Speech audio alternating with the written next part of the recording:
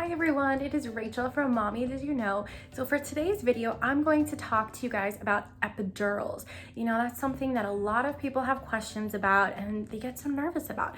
What to expect when you have an epidural? What types of epidurals? What are the side effects of epidurals? So I'm so excited to present this to you. I am a maternity nurse. I work mostly postpartum, but also I have worked in labor and delivery, and I have a lot of experience with this, and I just want to calm your nerves a little bit and show you what to expect. Mommy, did you know?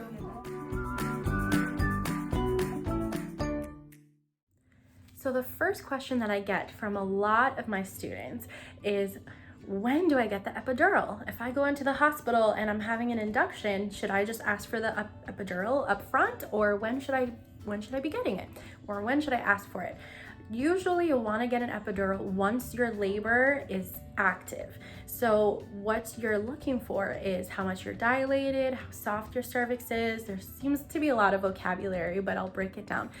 First, when you are dilating, your cervix has to be soft in order to dilate. So they'll normally say if your cervix is not soft and you go in for an induction, they'll probably have to soften your cervix first. They usually do this with a cervical ripener called CERVICAL or some other product that they probably use in your hospital or that your doctor uses.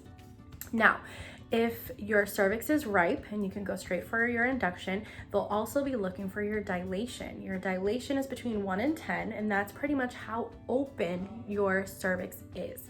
They'll normally say that your labor is in the latent phase if it's between 1 and 3. So if you're just, a fingertip or just a little bit dilated, 1 to 3, they'll say, okay, you might be in your latent phase. You might even be in your latent phase for a while and not necessarily be in labor. For both of my kids, I actually was in the latent phase for ever since I was 36 weeks. I actually was in the latent phase, and I was about 2 to 3 centimeters dilated up until my delivery date, which I actually delivered 39 weeks for both of my kids.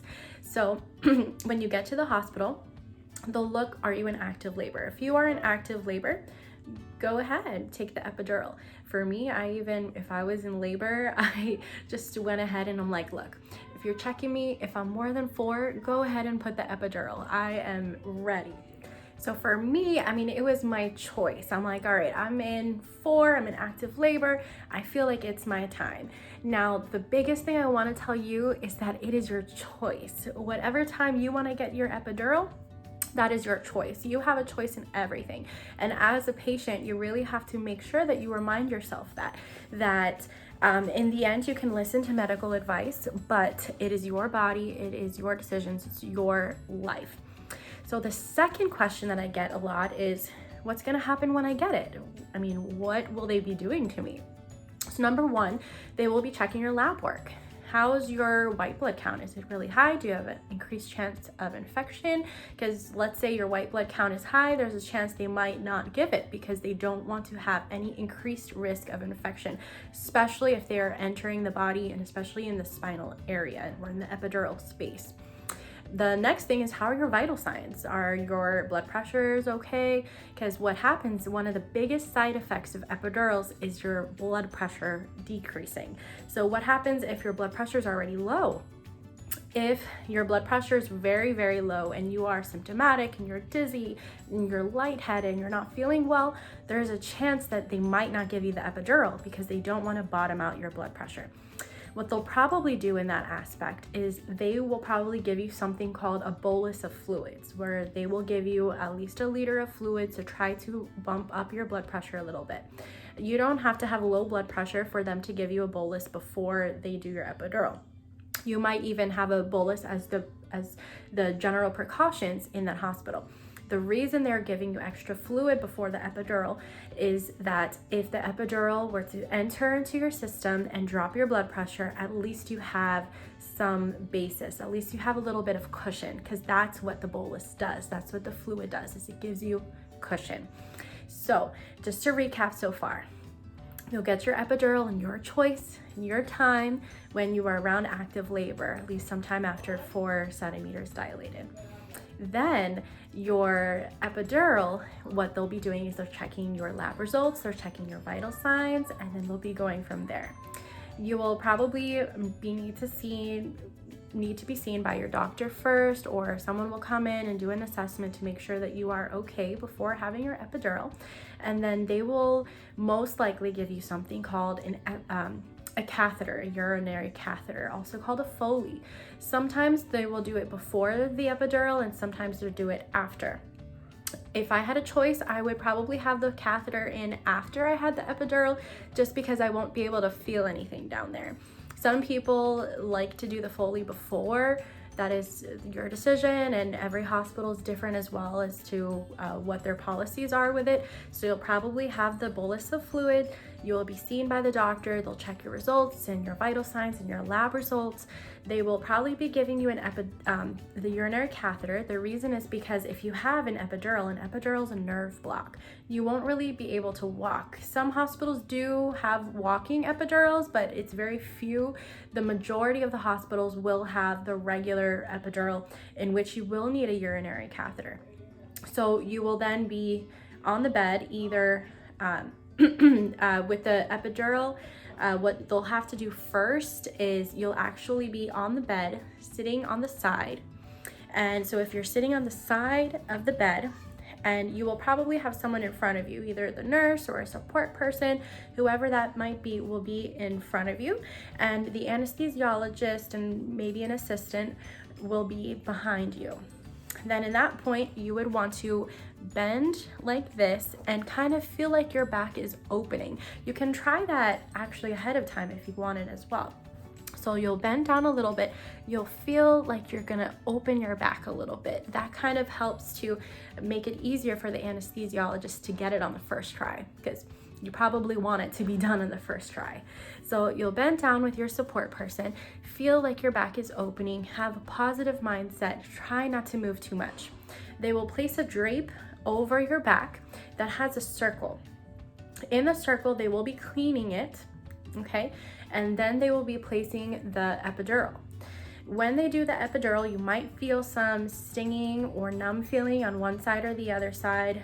That's all right. You can just let them know, but it is very, very common. So they'll clean it. They will put the needle in. Once they puncture the skin with the needle, they will then advance the epidural catheter. And the epidural catheter is what administers your medication. So the needle does not stay in your skin the whole time. A lot of people, they think, oh my goodness, the epidural's in until I have the baby, or what's gonna happen. What they do is the needle is just there to puncture the skin. Once the needle comes out, all you have is that plastic catheter that administers the medication. They'll normally put like a little dressing there to hold it in place. No, usually they won't really suture it or anything like that. It's usually like a little dressing to hold it in place, just as if it was an IV. It's just in the epidural space. Then for your epidural, it will last for usually the duration until you have the baby. You might feel the tugging, you might feel the pressure more than anything. If you feel more than that, you can always talk to them about changing your dosage and things like that. So that was the biggest thing about the administration. Now for taking it out. Normally they take it out a little bit after you deliver your baby, and it takes about 1 to 3 hours for you to get the feeling back into your legs. Once you get the feeling out, they'll probably bring you to the restroom. They'll try to empty your bladder, which is very important after you have a baby. You want to empty that bladder. If your bladder's too full, it'll press against the uterus and will cause you more pain and more contractions and more bleeding.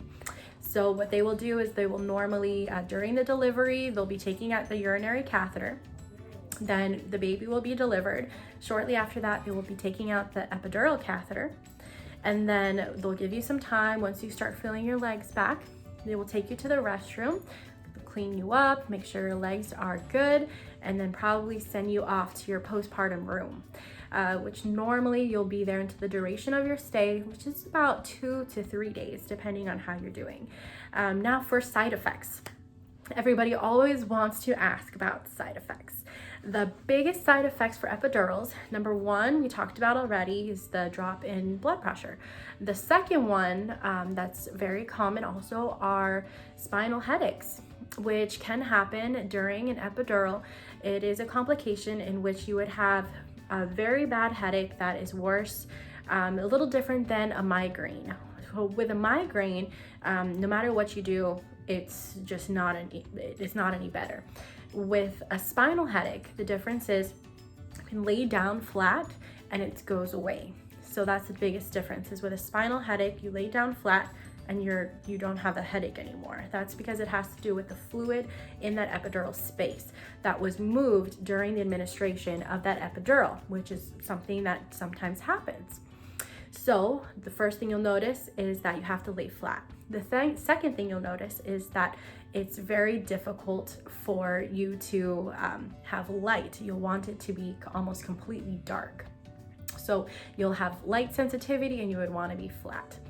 Now, treatments for that, number one that they'll do is that they will probably want you to lay flat. They'll take away the light if necessary as well, and they'll probably give you caffeine pills.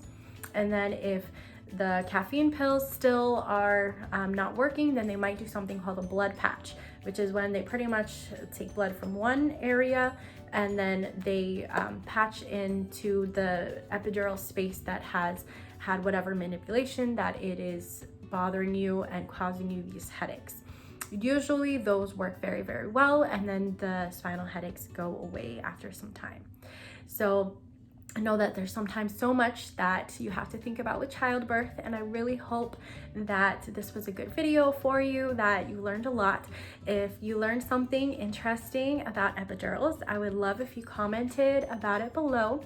I know that everybody wants to learn from each other, so if something stuck out for you, I'm sure that it will stick out for another mother as well who would probably not want to know that information. Make sure to subscribe if this is something that interests you and you want to know more from Mommy Did You Know. I would love for you to join the community. I absolutely love to help people. I do have mommydidyouknow.com.